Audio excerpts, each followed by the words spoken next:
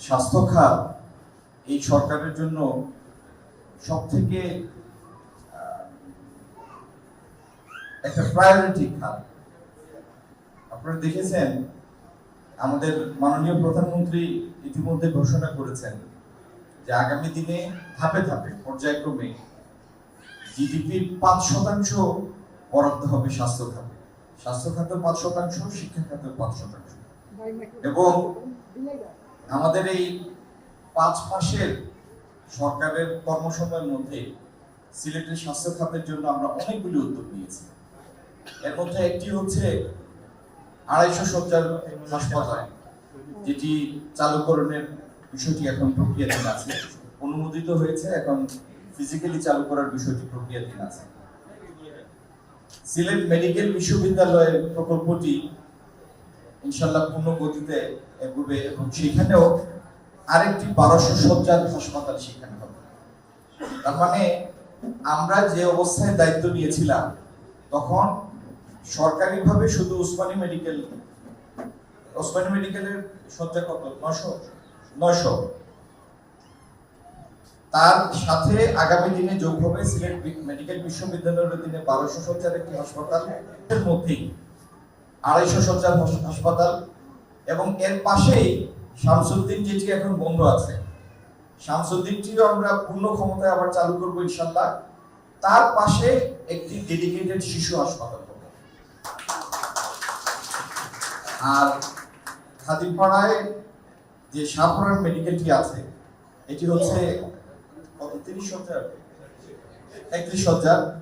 তো সেইখানে এটি যাতে ভালোভাবে চলে, পূর্ণ ক্ষমতায় চলে, সেই জন্য আমরা ইনশাআল্লাহ উদ্যোগ নিব। সিলেট আমাদের যে কিডনি ডায়ালাইসিসের যে সুবিধা আছে সিলেট মেডিকেলে, সেটা বর্ধিত করে 50 শয্যার, সরকার সারা দেশের জন্য এটি উদ্যোগ নিয়েছে। তো সেই উদ্যোগের অংশ হিসাবে কিডনি রোগীদের জন্য একটি 50। আর চা বাগানে, বিশেষ করে চা বাগানে আমরা একাধিক স্বাস্থ্য কেন্দ্র করব, যাতে প্রয়োজনে আপনারা দোরগোড়ায় ঘরের কাছে স্বাস্থ্য সেবা পেতে পারেন। আমার বৈনহল বুঝলেনি আমার কথা, আগামী দিন স্বাস্থ্য কেন্দ্র হইব বাগানো, যাতে যে কোনো বেমার আজারও টাউনও যাওয়া লাগতো না, কোনো ফাইবা। আর এখন কোনো রোগ হইলে টাউনও যাওয়া তো কষ্ট, বেবি ট্যাক্সি টেম্পো যাওয়া লাগে, ঠিক না নি? তো আমরা আগামী দিন ইনশাআল্লাহ অ্যাম্বুলেন্সের ব্যবস্থা করব। যদি জরুরি প্রয়োজনে যাওয়া লাগে টাউনও, তাইলে অ্যাম্বুলেন্স থাকবো, অ্যাম্বুলেন্সে করে যাইবা। সর্দি কাশি হইলে নাই, মানে খুব জরুরি কিছু হইলে যাইবা। তাহলে এই কর্মসূচি নিয়ে ইনশাআল্লাহ আমরা এগিয়ে চলছি। একটু পরে জুম্মার নামাজ পড়তে হবে, আমরা ক্যাম্পটি দেখে, স্বাস্থ্য শিবিরটি দেখে ইনশাআল্লাহ আমাদের কর্মসূচি সমাপ্ত করব। সবাই ভালো থাকেন, সুস্থ থাকেন। আর বাগানোর ভাই বোন হলরে কইরাম, আপনারা জেলা এবার আমরা সাহায্য করছেন, আপনাদের সব সময় আপনারা লগে থাকবেন। ভালো থাকুন। আসসালামু আলাইকুম। আদাব।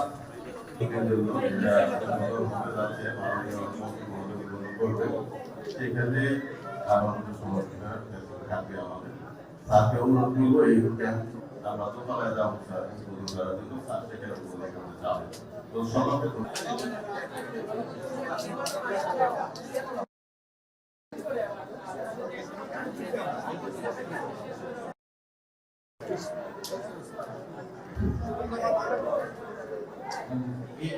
এই ঘোষণায় প্রকৃতপক্ষে শুল্ক পরিস্থিতি কোনো পরিবর্তন ঘটে নাই। এর আগে যেটা শুল্ক ধার্য করেছিল মার্কিন যুক্তরাষ্ট্র, সেটির তাদের আইন অনুসারে এটি 150 দিনের মাথায় উত্তীর্ণ হয়ে যায়। সেই 150 দিনের মাথায় এটি যখন থাকবে না, এক্সপায়ার করবে, তখন নতুন ঘোষিত একই মাত্রার শুল্ক সেটির স্থান পাবে। তো এটা একটা অ্যাকচুয়ালি রিপ্লেসমেন্ট, নতুন করে একটা শুল্ক। আপনাদের শুল্ক পরিস্থিতির কোনো পরিবর্তন হচ্ছে না। গতকাল যেটি ছিল, আজকের মার্কিন যুক্তরাষ্ট্রের শুক্রবার রাত 12টার পরেও সেই শুল্কই থাকবে, ভিন্ন নামে।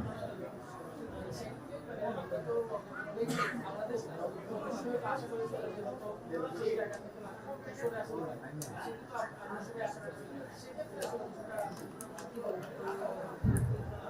আশা প্রত্যাশার কোনো বিষয় নেই, কিন্তু মার্কিন যুক্তরাষ্ট্রের তার নিজস্ব সুবিধা, এইরকম আশা আমরা করি নাই। কারণ বাস্তব পরিস্থিতি অনুযায়ী এটি বোঝাই যাচ্ছিল যে আগে যে শুল্ক ছিল আইনি বাধ্যবাধকতার কারণে সেটি যেহেতু একটি নির্দিষ্ট মেয়াদ দ্বারা সীমাবদ্ধ, টাইম বাউন্ড, তো সেই টাইম বাউন্ড সেই আইনের অধীন সেই সময়টা পার হলে নতুন কিছু দিয়ে সেটা রিপ্লেস করা হবে, সেটা বোঝাই যাচ্ছে না।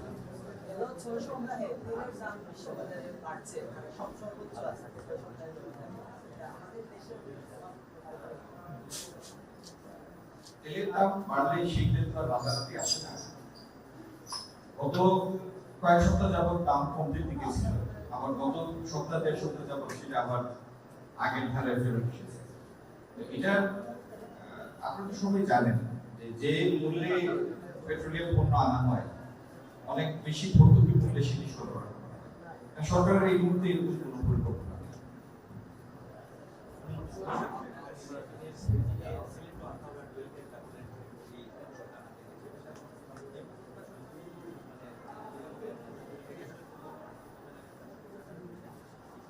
এই প্রকল্পের বিষয়টি সরকার মন্ত্রিসভা কমিটি নীতিগতভাবে অনুমোদন, কিন্তু প্রকল্পের প্রকৃত মূল্যটা কত হবে সেটি দর কষাকষির পর্যায়ে আছে, কি পর্যায়ে আছে।